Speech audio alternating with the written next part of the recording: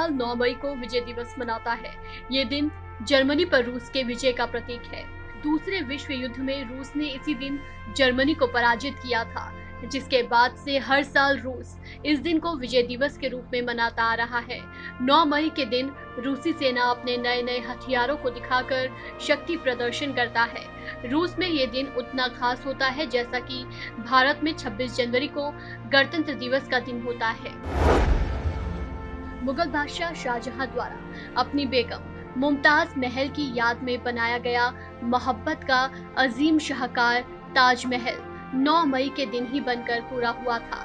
ताजमहल के निर्माण में 22 साल लगे थे। इसका निर्माण 1631 में शुरू हुआ था, जो 1653 में जाकर पूरा हुआ। ताजमहल भारत का एक प्रसिद्ध राज्य उत्तर प्रदेश के आगरा में यमुना नदी के किनारे स्थित है। ये मुगलों के अनेकों वास्तुकलाओं में सर्वश्रेष्ठ है। ताजमहल को यूनेस्को के द्वारा अति उत्तम मानव कृतियों में से एक बताया गया है। तेंजिंग नोर्गे एक नेपाली पर्वतारोही थे, जिन्हें एवरेस्ट और केदारनाथ के प्रथम मानव चढ़ाई के लिए जाना जाता है। न्यूजीलैंड एडमंड हिलेरी के साथ वो पहले व्यक्ति हैं जिन्होंने माउंट एवरेस्ट की चोटी पर पहला मानव कदम रखा।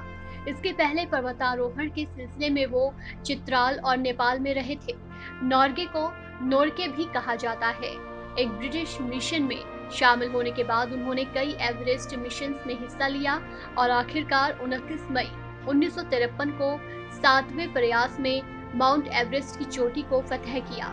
न्यूजीलैंड के सर एडमंड हिलेरी इस मिशन में उनके साथ थे। महाराणा प्रताप का जन्म 9 मई 1540 को एक राजपूत परिवार में हुआ था।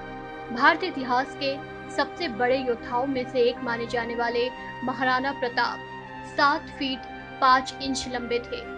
वो 72 किलो का बॉडी आर्मर पहनते थे और 81 किलो का भाला रखते थे। महाराणा प्रताप ने अकबर को रणभूमि में कई बार टक्कर दी। मुगल बादशाह अकबर को उन्होंने 1577, 1578 और 1579 में 3 बार हराया। आज भी महाराणा प्रताप के शौर्य और वीरता की कहानियां सुनाई जाती हैं और उनका नाम इतिहास के पन्नों में स्वर्णिम अक्षरों में दर्ज है।